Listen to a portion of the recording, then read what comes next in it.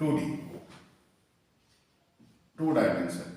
To dimension इसको कार्ती निर्देशांक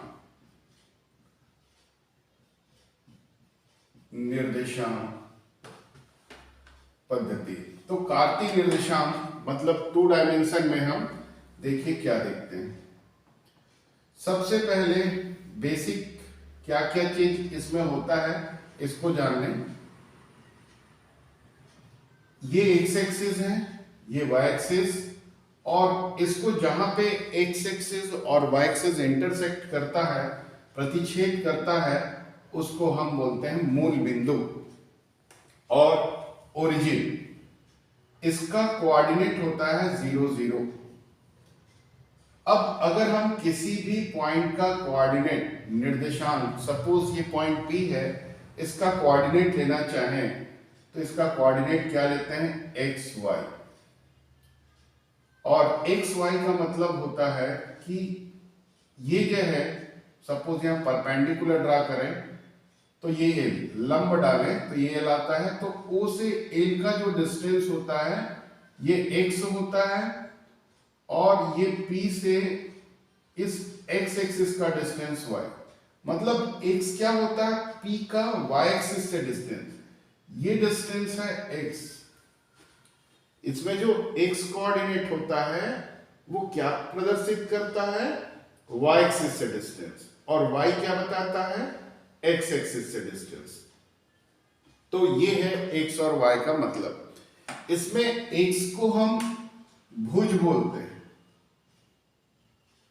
भुज, और वाई को बोला जाता है कोटि, एब्सिसा,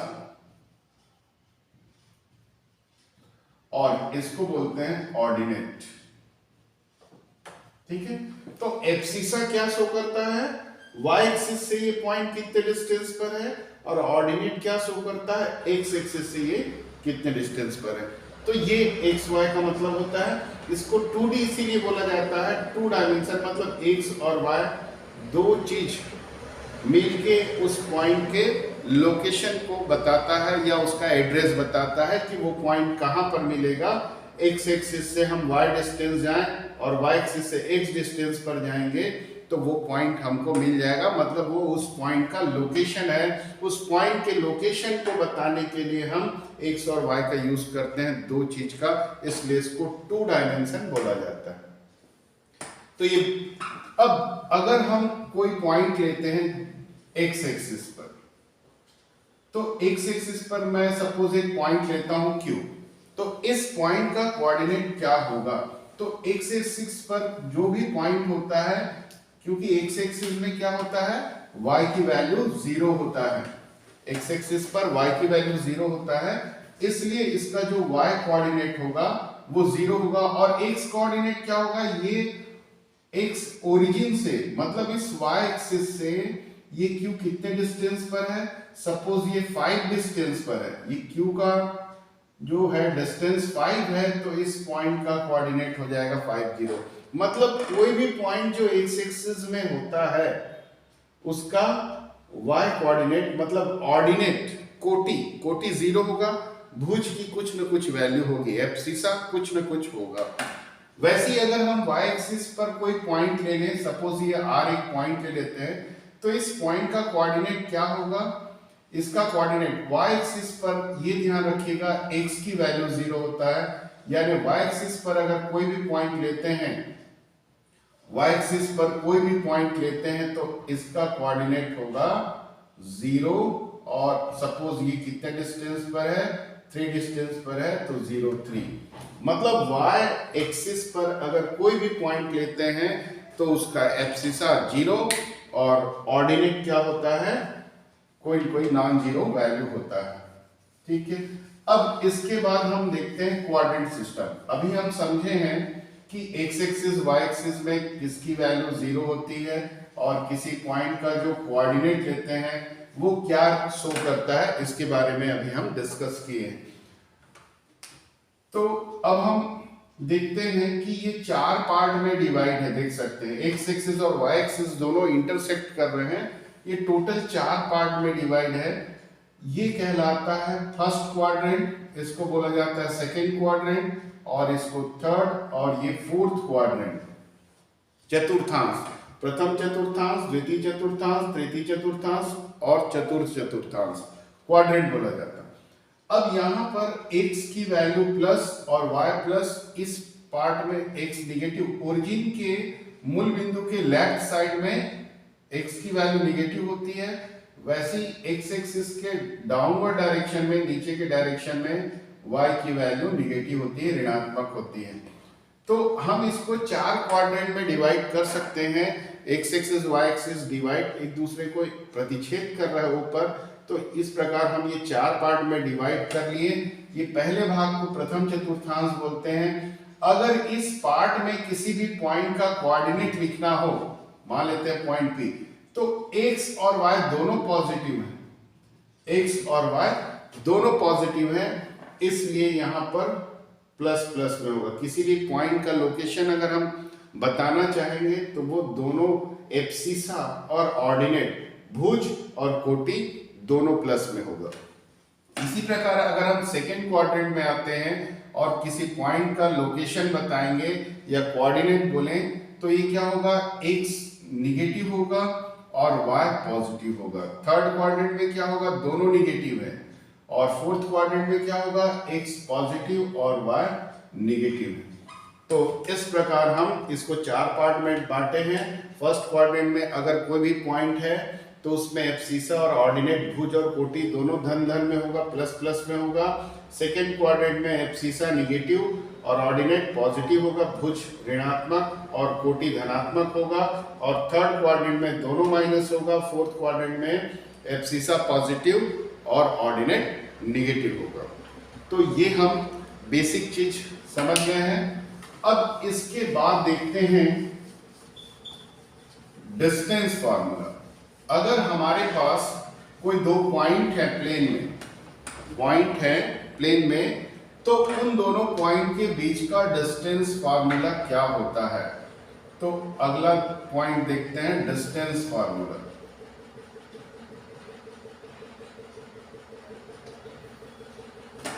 तो ये डिस्टेंस फार्मूला क्या होता है, देखें। सपोज ये एक कोई लाइन सेगमेंट है, या ये देखें कि A और B प्लेन में कोई दो पॉइंट है जिसका कोऑर्डिनेट हमको पता है x1 y1 और x2 y2। ये दो पॉइंट है, इन दोनों के कोऑर्डिनेट्स क्या हैं, x1 y1 x2 y2।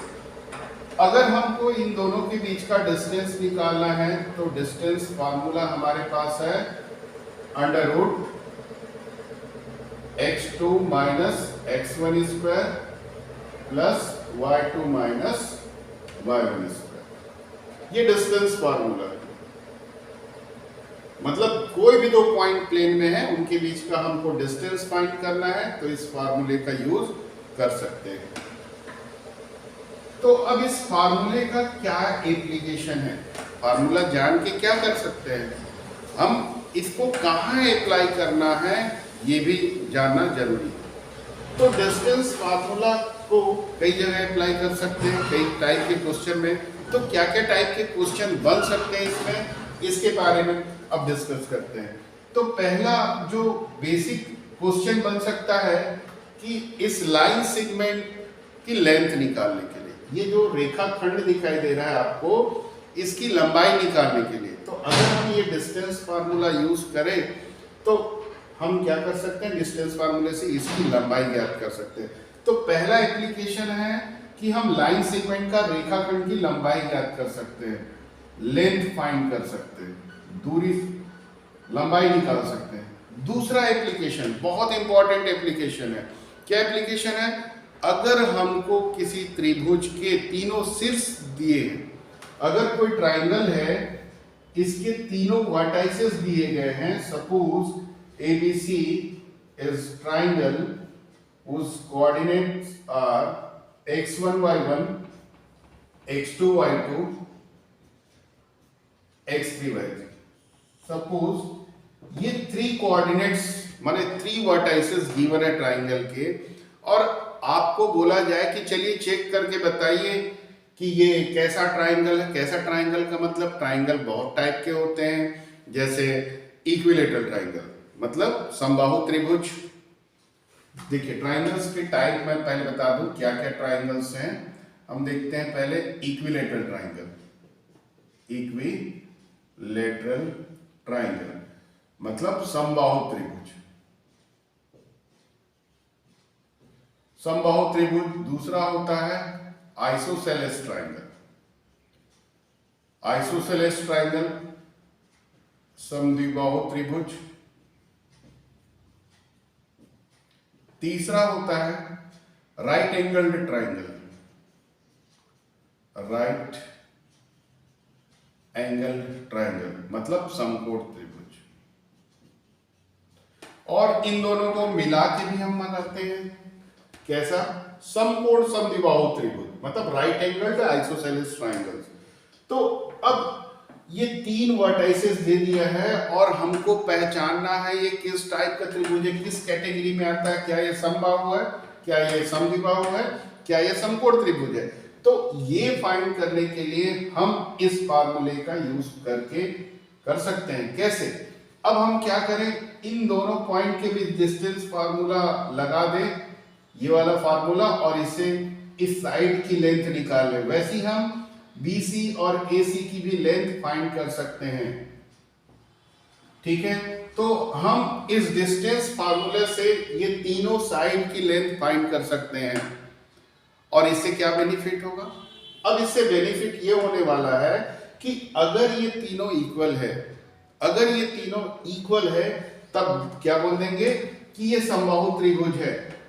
अगर इसमें से कोई दो साइड इक्वल आया, सपोज AB और BC की लेंथ इक्वल आ गई, सपोज AB और BC की लेंथ इक्वल आ गई, लेकिन AC इसके इक्वल नहीं आया, तो हम बोल देंगे ये समद्विबाहु त्रिभुज है, आइसोसेलेस ट्राइंगल है। और अगर ये दोनों भी ना आए तब फिर हम क्या करेंगे, हम तब चेक करेंगे कि क्या ये समकोण त्रिभुज है।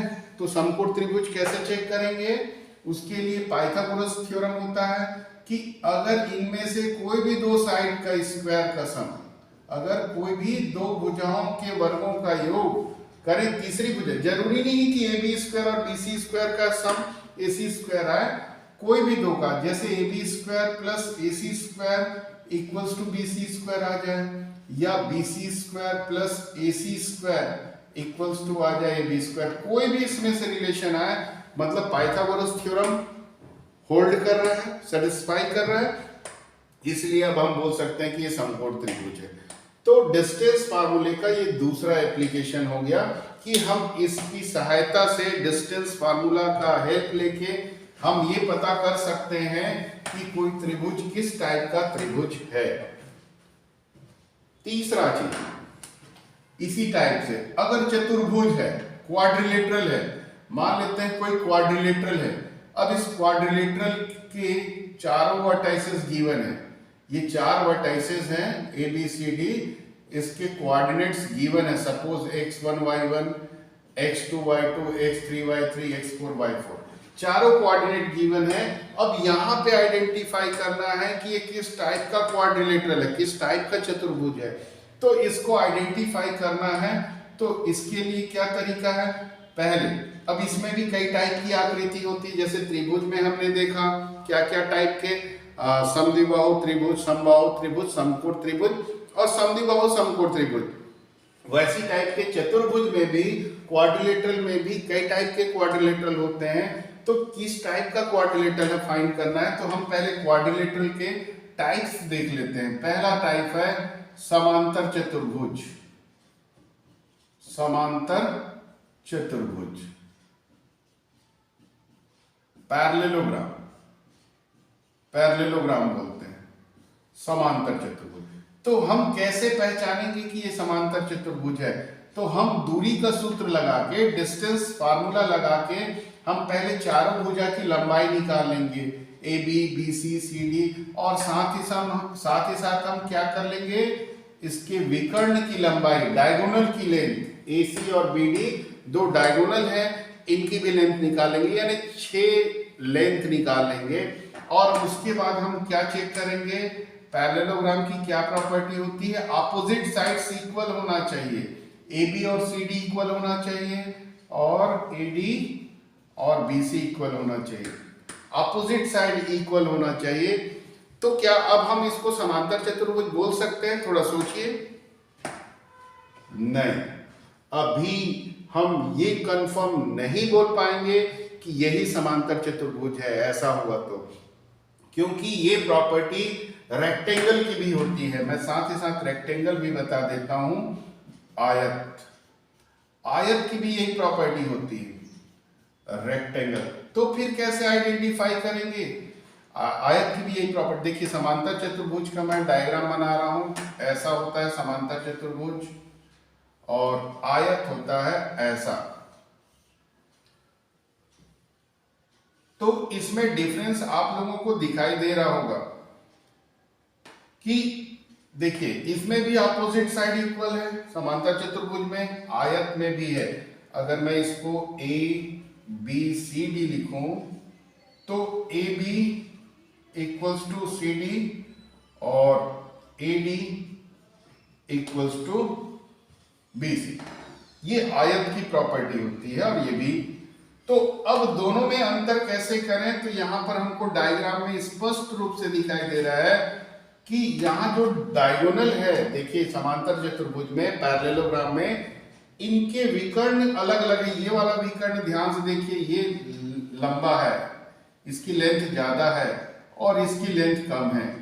तो दोनों विकर्ण की लंबाई अलग अलग है। मतलब यहाँ पे विकर्ण हम क्या लिखे हैं? AC और BD, ये आपस में इक्वल नहीं होता पैरेललोग्राम में, समांतर चतुर्भुज में। यही चीज अगर हम आयत में देखें तो देखिए, ये दोनों की लंबाई इक्वल दिखाई दे रही है, मतलब AC और BD इक्वल होता है। तो ये दोनों में डिफरेंस है।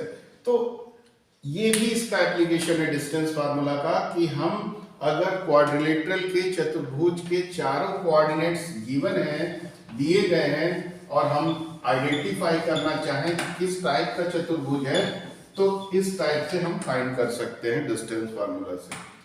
अभी और दो हैं। तीसरा है समचतुर्भुज या रोम्बस बोलते हैं, रोम्बस, समचतुर्भुज। और एक होता है वर्ग, स्क्वायर। तो दो और आकृति होती है चतुर्भुज की। रोम्बस कैसा होता है? ये है रोम्बस, ABCD।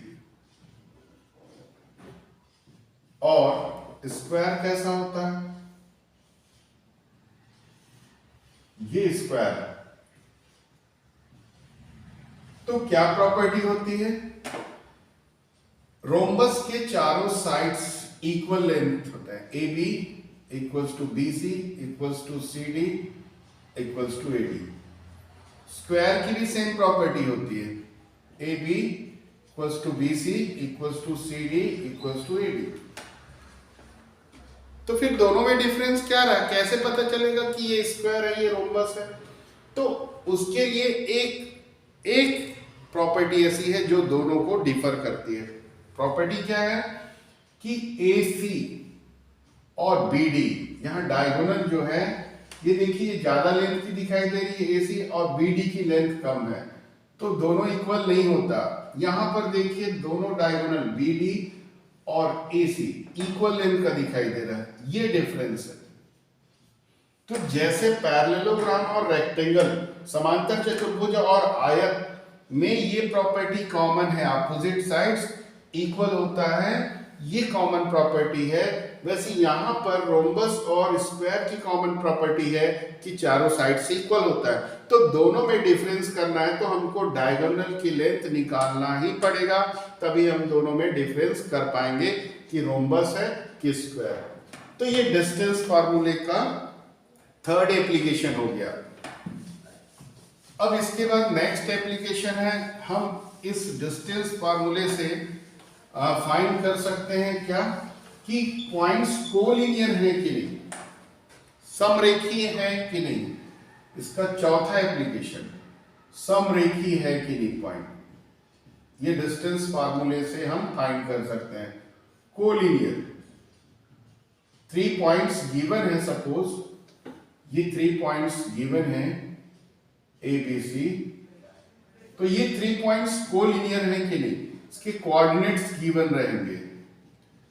तो इसकी कोलिनियरिटी चेक करने के लिए डिस्टेंस फार्मूले का यूज करें। देखिए ए बी फाइंड करेंगे, बी सी फाइंड करेंगे और ए सी फाइंड कर लेंगे। अगर इनमें से कोई दो का सम, अगर इनमें से suppose A B plus B C A C की इक्वल आ गया, जैसे अभी डायग्राम में दिखाई दे रहा है ए बी और बी सी को ऐड करेंगे तो ए सी, तो अगर ऐसा आ गया, या जरूरी नहीं है A B plus A C equals to B C भी आ जाए, और थर्ड मतलब कोई भी दो का सम, जैसे ए बी बी सी का सम ए सी आ गया, ए बी और ए सी का सम आ गया, वैसे ए बी और ए बी और ए बी बी सी का सम आ गया, मतलब कोई भी दो का सम अगर थर्ड साइड के इक्वल है, थर्ड लेंथ के इक्वल है, तो बोल देंगे कि ये कोलिनियर है। तो इसका चौथा एप्लीकेशन हो गया। मतलब हम डिस्टेंस फार्मूला देखने में तो सिर्फ एक छोटा सा फार्मूला नजर आता है, लेकिन इस फार्मूले का बड़ा बड़ा एप्लीकेशन है। हम ट्राइंगल फाइंड कर सकते हैं, आइडेंटिफाई कर सकते हैं, क्वाड्रिलेटरल आइडेंटिफाई कर सकते हैं, और कोलिनियरिटी भी हम इसकी मदद से चेक कर सकते हैं। तो ये इतने सारे एप्लीकेशन हैं इसके।